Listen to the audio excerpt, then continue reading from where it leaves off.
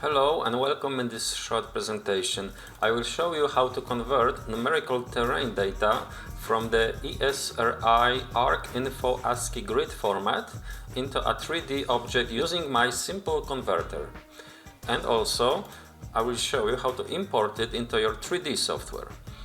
The application has two modes. It can create standard terrain model using interpolation, or it can visualize the numerical data as floating planes.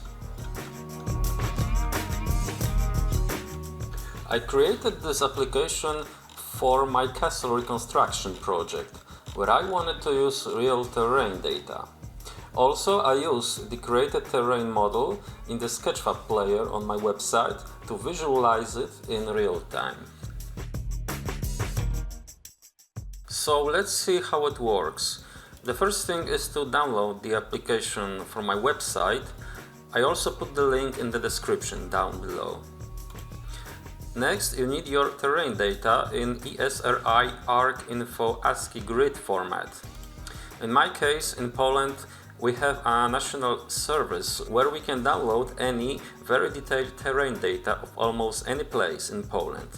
The ESRI ARC info ASCII grid format is just a simple text file that we can see in text editor.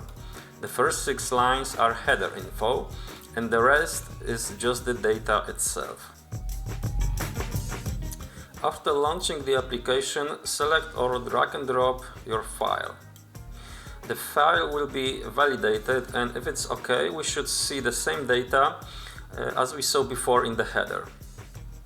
In the first step, we can select interpolated mode or floating planes mode. In the second step, we can select our region of interest if we don't want to convert the entire map. In step 3, we can select our software from the list, so the axis and scale will be correct. But that's not mandatory. Just make sure after the import into your software the axes are correct and not flipped. By default, the terrain will be centered, but if we have a multiple maps that combines into one entire map, we should use the XLL and YLL offsets from the file, so each map will be in the correct place. I will show you the example later. Also, we can center out terrain by z-value. We can set up unit scale so we can match the terrain in real scale in our 3D software. Make sure you have set meters as your unit, and 1 unit is 1 meter. In the next step, we can select the output file location and name. Now it's time to create our terrain.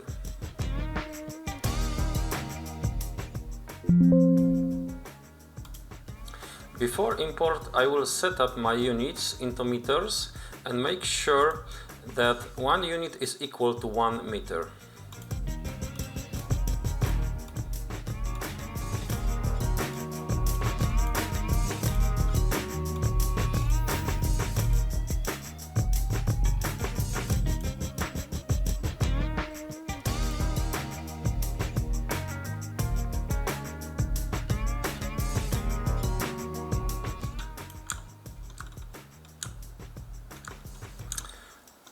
After import, despite use presets, it's good to check if our terrain is not flipped by comparing it, for example, with the Google Maps.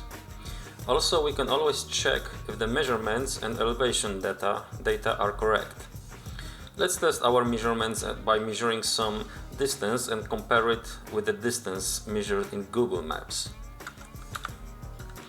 For example, I will select this.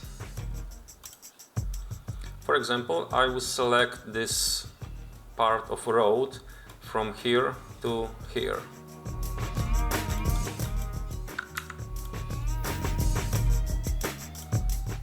And as we can see, it's 172 meters.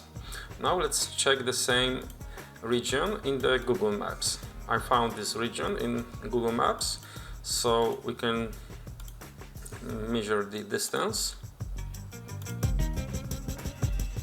So we can see that the distance is almost identical in meters, and to test the elevation data, Let's also select a point on our map.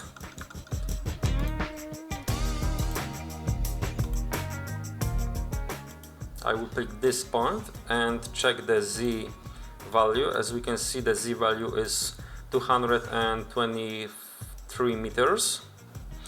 And we can use, for example, the elevation finder website to check what's the elevation of that point in real life.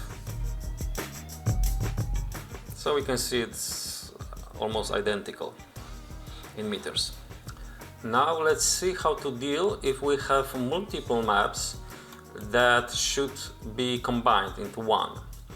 And I have three separate maps here, but all of three make one big terrain. So for this, we will use the XLL and YLL offsets. So we need to convert each map with this option selected.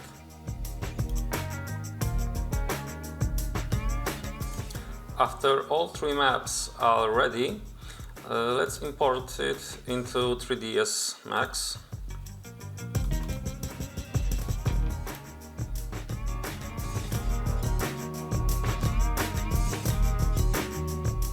So this is the first map. Now let's import the second one.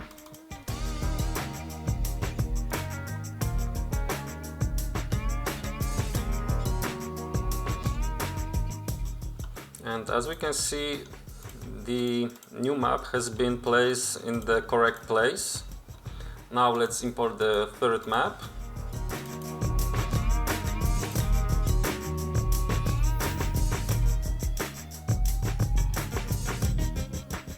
And also this one has been placed in correct place.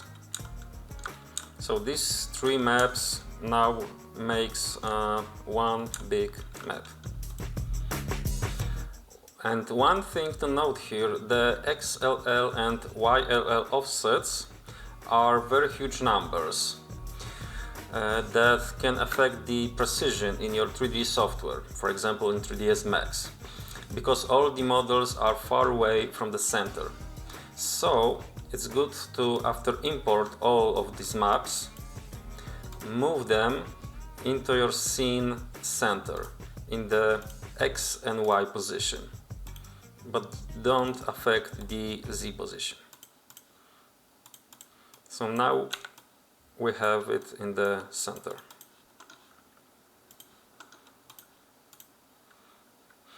Okay, so that's all for this presentation. I hope you will find my tool useful in your projects.